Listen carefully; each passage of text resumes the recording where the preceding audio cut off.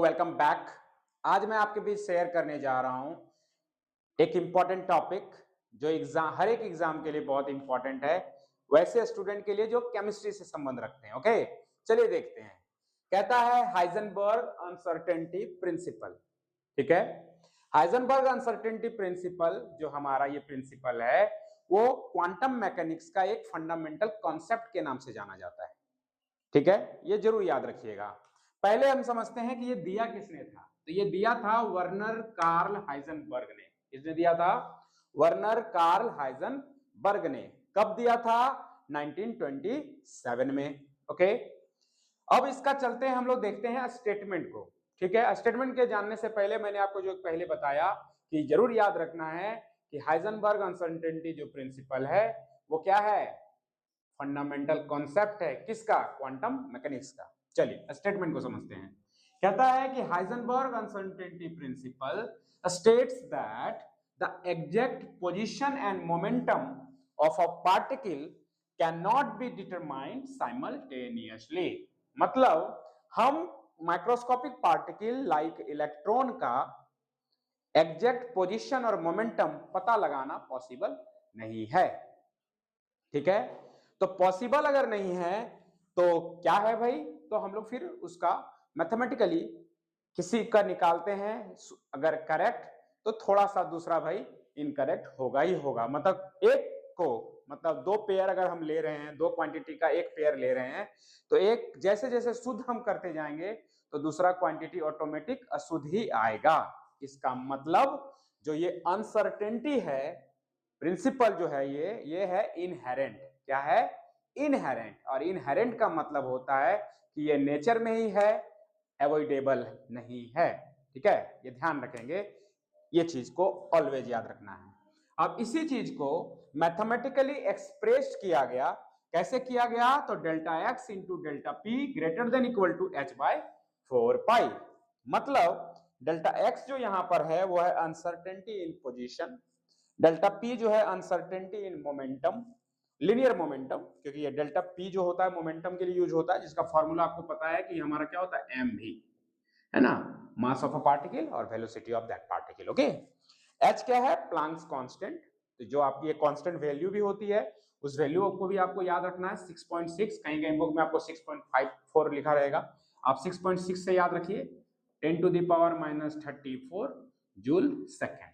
ठीक, छोटा एस लिख दीजिए आप यहाँ पे, जूल सेकेंड। ये हो गया। आप इसको अर्ग में भी याद रख सकते हैं, बस 7 हटा दीजिए, 27 कर दीजिए वहां पे। तो ओवरऑल ये तो स्टेटमेंट था। हम लोग अभी देखते हैं इसके अदर फॉर्म्स को भी।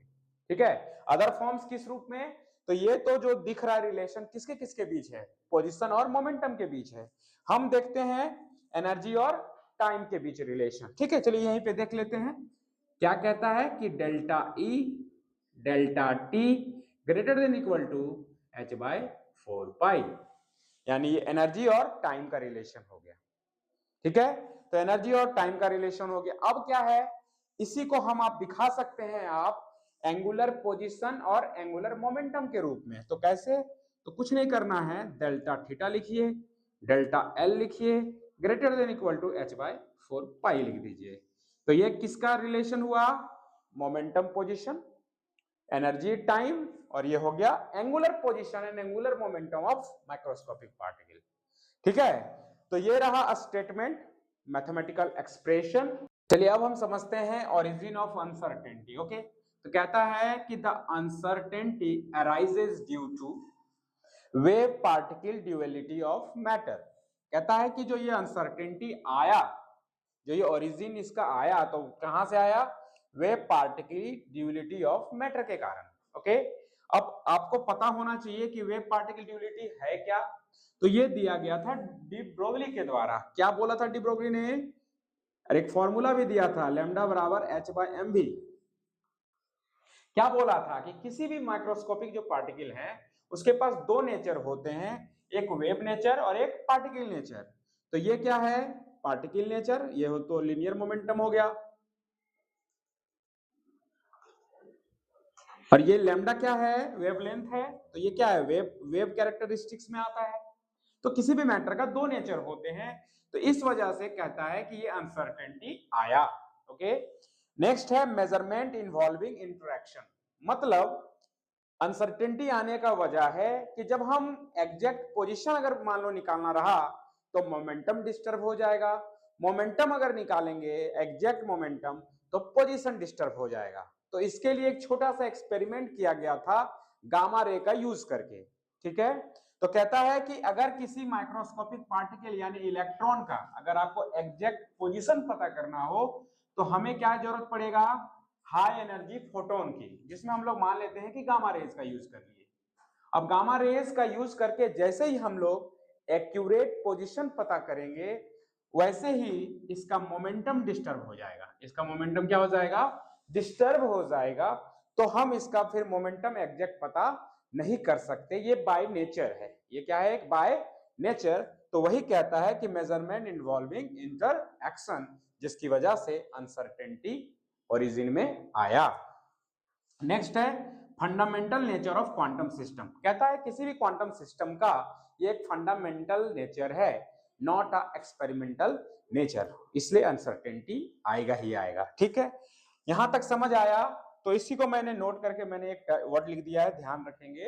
Uncertainty is an inherent, inherent का मतलब हुआ कि अनसर्टेनिटी जो है बाय नेचर है, कोई सेटअप की बात नहीं है, कोई इंस्ट्रूमेंटल एरर की बात नहीं है। ओके, ये ओरिजिन आपको समझ आया। अब हम लोग देखेंगे physical significance of Heisenberg uncertainty principle. Okay, let's see. हम समझते हैं physical significance of Heisenberg uncertainty principle. मैंने शॉर्ट में लिख दिया, कितना बार बार बड़ा करके लिखूंगा इसलिए, ठीक है, इसको समझ के याद रखिएगा। यहाँ पे कहता है फेल्यूर ऑफ क्लासिकल मैकेनिक्स। जो ये फेल्यूर ऑफ क्लासिकल मैकेनिक्स का मतलब है, जैसा कि आपको पता है कि क्लासिकल मैकेनिक्स मैक्रोस्कोपिक पार्टिकल के लिए होता है और क्वांटम मैकेनिक्स माइक्रोस्कोपिक पार्टिकल के लिए होता है। तो यहाँ पर जो हमारा क्लासिकल मैकेनिक्स है उसने माइक्रोस्कोपिक पार्टिकल का पोजीशन जो है एग्जैक्ट मान लिया, मोमेंटम एग्जैक्ट कर दिया, जो कि एक अनसर्टेन है। जबकि अनसर्टेन क्यों है, क्योंकि हाइजेनबर्ग ने तो अनसर्टेन माना, इसलिए ये फेल्यूर है। ठीक है, ध्यान रखेंगे। फिर है non existence of definite electron orbit. Obvious है कि इलेक्ट्रॉन की जो है मूवमेंट जो है वो एक फिक्स ऑर्बिट नहीं है। क्यों? क्योंकि इलेक्ट्रॉन जो है ऑर्बिटल में पाया जाता है, जो कि ये क्या है, प्रोबेबिलिटी क्लाउड है। क्या है? Probability cloud. ठीक है, ध्यान रखेंगे।